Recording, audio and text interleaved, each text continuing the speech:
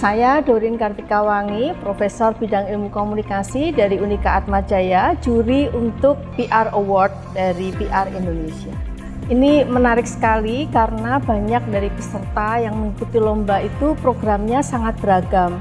Saya menjuri untuk program PR dan juga Departemen PR. Nah, ini menariknya adalah karena keragaman dari industri mereka, ya, perusahaan-perusahaan ini bergerak di bidang industri yang berbeda. Kemudian juga ada dari instansi pemerintah dan BUMN. Mengapa menjadi menarik? Karena sebetulnya sebagai dewan juri itu kita juga belajar banyak dari mereka yang melakukan secara real, ya, kasus-kasus real yang dihadapi. Nah, ada beberapa hal memang kita perlu evaluasi, misalnya ketika menyusun program, apakah mereka menyusun program PR itu berdasarkan dari riset, ya. Riset ini kita sebut sebagai formative research yang terdiri dari analisa situasi, analisa publik, dan analisa organisasi itu sendiri. Kemudian bagaimana mereka menyusun strategi berbasis data dan implementasinya atau taktiknya, dan tidak boleh ketinggalan evaluasinya.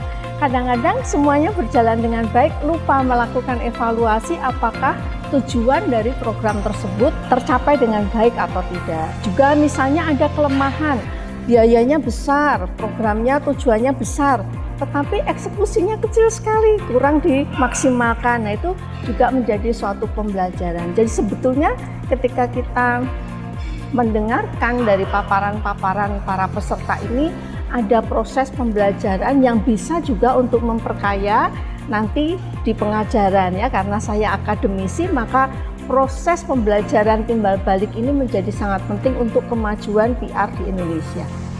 Kriteria pemenang yang dicari itu, wah, ini kalau kita melihat syarat-syarat menjadi peserta itu sebetulnya kriterianya sudah ada di situ.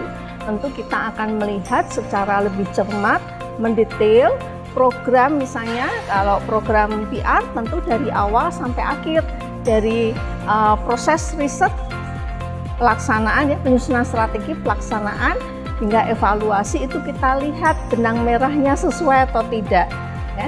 Kemudian kalau misalnya Departemen PR, ini juga menarik. Departemen PR akan dimulai dari posisi PR di dalam suatu organisasi itu ada di mana. Karena PR ini kan memiliki posisi yang strategis di dalam memberikan kontribusi pada the whole strategic management, ya, khususnya di bidang strategic management komunikasinya.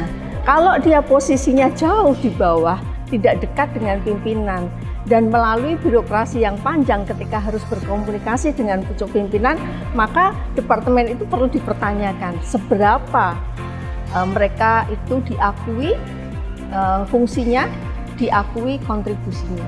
Sekali lagi bahwa departemen ini tidak hanya struktur organisasi, tetapi juga SDM atau tim yang mengelola itu terdiri dari siapa saja.